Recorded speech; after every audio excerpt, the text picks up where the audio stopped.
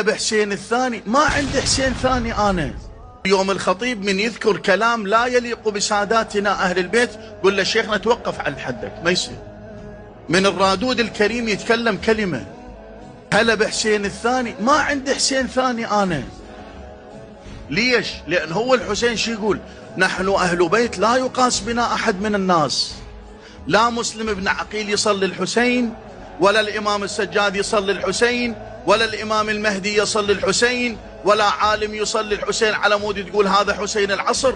ما عندي الحسين واحد، ما حد يشبهه، ما حد يشبه الحسين. نعم اكو افضل من الحسين الحسن، اكو افضل من الحسين امه ابوه جده، اما حسين رقم اثنين ما عندي.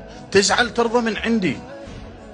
مو كل كلمة احنا اليوم نلصقها بأهل البيت ونعتقد بأن، ولذلك أهل البيت ضد الغلو. يقول علي هلك في اثنان، أولا مبغض قالي، يعني ذولا السلفية الوهابية ذولا مبغضين، ذولا يهلكون.